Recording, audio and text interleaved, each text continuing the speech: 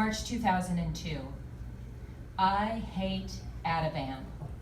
One might question the value of harboring hatred for an inanimate object, but I have my reasons. For one, I lose my husband when he takes it. As if the weight of the potential loss of him to leukemia isn't enough, he loses his mind on the drug. Yesterday, I lost him, literally. It was a bright Chicago spring morning.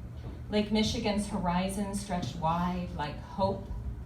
As we drove to the hospital to check Jim's lung capacity, or lack thereof, I joked how lucky we were to have a date night.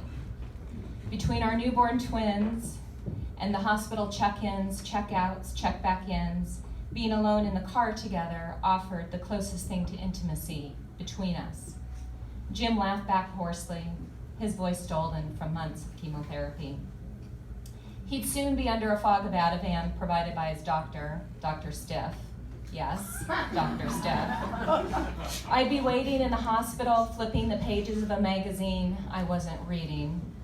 No one would notice the dimpled, green-eyed man, the man I loved, slipping out the back door.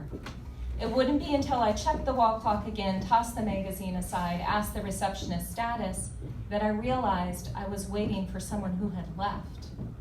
I called home. He answered. He wondered where I was. Jim, I'm waiting for you in the hospital lobby. How did you get home?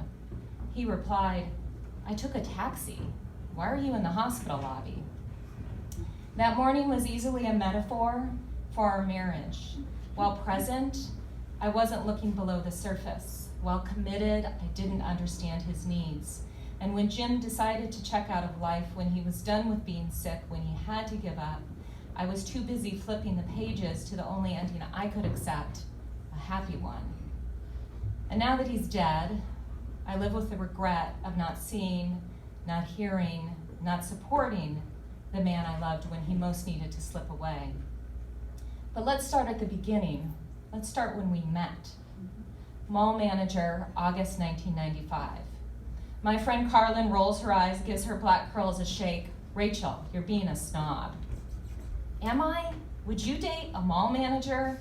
I'm slumped over my chair at Bauhaus Coffee and Books on Seattle's Capitol Hill on a Saturday summer morning, my elbows rooted to the table, my head resting in my palms, eyeing the pile of letters between us, responses to my personal ad. This guy is cute. She holds up the photo of a pilot, the picture taken in a cockpit, replete with a bomber jacket, camouflage helmet, and aviator sunglasses. I'm too liberal to date anyone in the Army.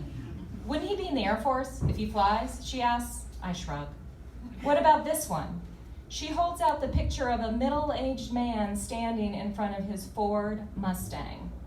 Would you date someone who sent you a picture of him in front of his car? Who does that? I laugh. I'm learning a lot of men do that. Apparently Gary from Puyallup does that. She tosses Gary back in the pile and picks up Travis from Bothell. Oh no, not him, I say. He said he expected a height-weight proportionate woman 3 times in his letters, and look, I poke at the paper Carlin holds. It's only half a page long. Yeah, screw him. She tosses Travis in the hell no pile. We filter through the letters, making our way back to the mall manager. Let me get this straight. His letter made you laugh, she asks. She is making her case. I smile. Yes, I love the letter. The creased paper sits separate from the pile. I pick it back up. Read it to me, Carlin demands. Smiling, I unfold it. Thank you.